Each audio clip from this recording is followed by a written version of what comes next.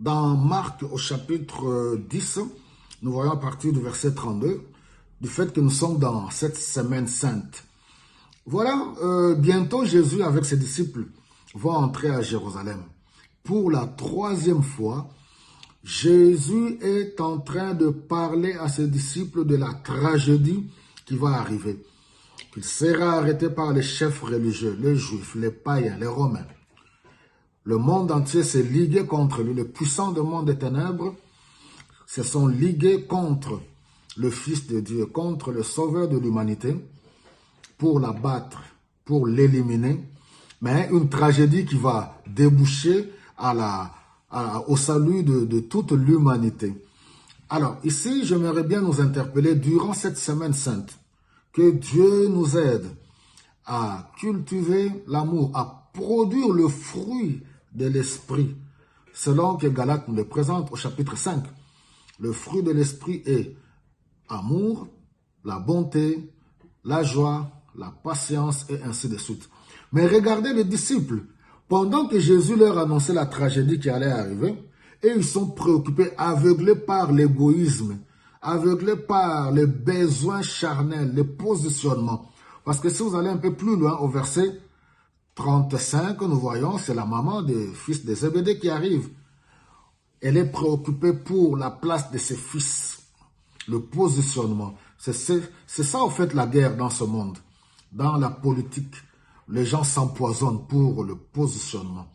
Les gens se trahissent. Ils peuvent être de deux meilleurs amis du monde. Même dans les églises, pour le positionnement, les amis peuvent se trahir auprès du pasteur titulaire. Ils peuvent se trahir. Les gens sont devenus des mouchards. Alléluia. À cause des chantres, ceux qui se disent les chantres de l'Éternel eux-mêmes, ils se jettent le pot de banane. Les gens s'empoisonnent. Les gens, personne n'a le souci de l'œuvre de Christ.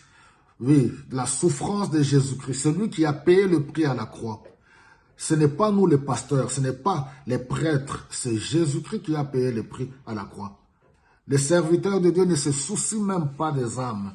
Les gens se positionnent, ils veulent positionner même leurs enfants. Si tu essaies de toucher, ils sont prêts à t'éliminer physiquement.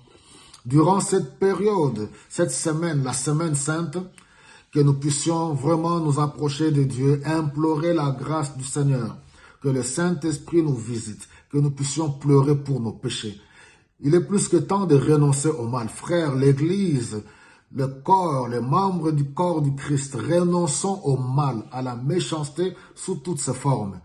Dans d'autres versions, chez l'autre évangéliste, pendant que Jésus leur parlait, là c'est la troisième fois, ils n'entendent même pas ça. Ils sont arrivés, Jésus leur pose la question, de quoi parlez-vous en cours de route? Parce que Jésus savait. C'était tout simplement, c'est qui est le plus grand dans le royaume des cieux, qui va être le ministre des Finances, le ministre du budget. C'est ça la mentalité, oui, le raisonnement humain. C'est qui va être le président du Parlement, c'est qui va être le premier ministre, c'est qui va être le directeur du cabinet du président, le directeur du cabinet du ministre de l'économie, et ainsi de suite. Peuple de Dieu, il est plus que temps de nous humilier, de renoncer au mal et d'être remplis du Saint-Esprit de Dieu pour l'amour du prochain.